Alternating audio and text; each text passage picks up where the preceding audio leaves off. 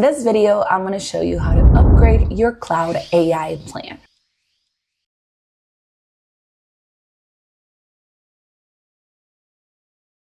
If this guide helps you, don't forget to like the video and subscribe down below so more people can see our content. All right, so the first thing we're gonna do is open the Claude app. Once you open the app, you're gonna tap right here on the left corner. And right here at the bottom left, you're gonna see a little profile picture or your initials. You're gonna click right there. Now, once you're here under account, you're gonna select billing. And here you're gonna see at the top the type of account that you have.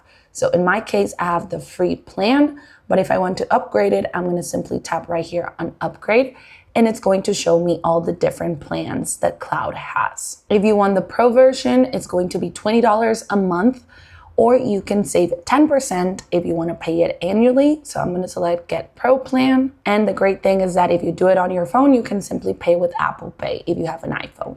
If you don't, you can simply input your billing information, and that is it. I hope this video helped you, and I'll see you guys in the next one. Bye.